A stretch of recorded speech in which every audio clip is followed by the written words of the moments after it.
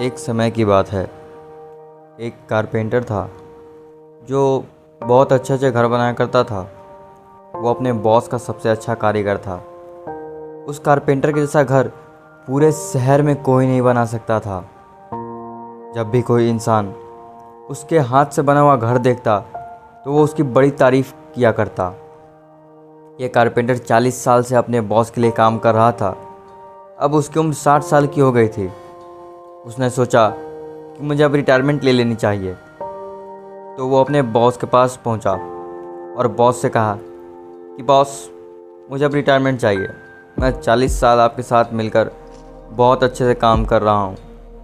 अरे अच्छे अच्छे घर बनाए और अब मैं रिटायर होना चाहता हूं। तभी उसके बॉस ने उसे रोका और कहा, मेरे पास एक बहुत बड़ा प्रोजेक्ट आया है और मैं चाहता हूं कि तुम ही उसे पूरा करो। और ये प्रोजेक्ट पूरा करने के बाद तुम चाहो तो रिटायरमेंट ले सकते हो, तुम्हें कोई नहीं रोकेगा। तो अब वो बेचारा कारपेंटर रिटायर होने के मूड से आया था, लेकिन बॉस ने अब जाते जाते और एक काम दे दिया और 2 महीने तक अब और काम करना पड़ेगा। तो उसका मन तो नहीं था उस प्रोजेक्ट को हाँ बोलने का, लेकिन बॉस के साथ 40 साल काम किया है तो ना भी नहीं बोल सकता था।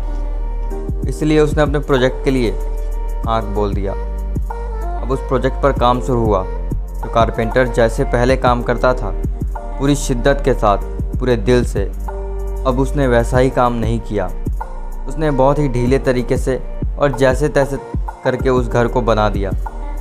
तभी उस बॉस ने कारपेंटर को रोका और उस घर की चाबियाँ उसे वापस दे दी और कहा कि तुम मेरे सबसे बेहतरीन कारीगर हो और तुमने मेरे साथ 40 साल काम किया है।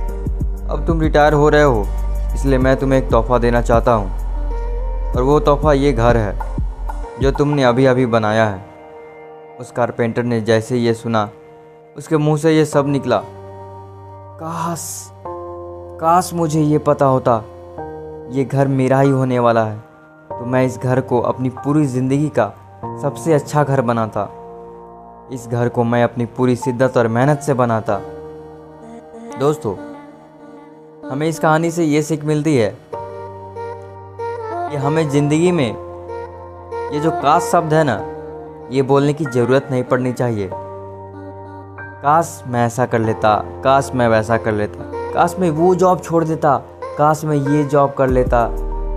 कभी भी फैसला लो तो सोच समझ कर लो, बाद में आपको रिग्रेट फील ना हो। मैं जानता हूँ कि कुछ चीज़ें होती हैं जो हमारे साथ में नहीं होती, तो ऐसे वक्त में काश बोलने की जगह जो हो गया है उसे भूल जाओ और ज़िंदगी में आगे बढ़ो, आगे रास्ता ढूंढो। तो अगर आप इस कहानी को और भी लोगों तक पहुंचाना चाहते हैं तो इस मोटिवेशनल स्टोरी को अपने दोस्तों तक ज़रूर शेयर करें। Thank you.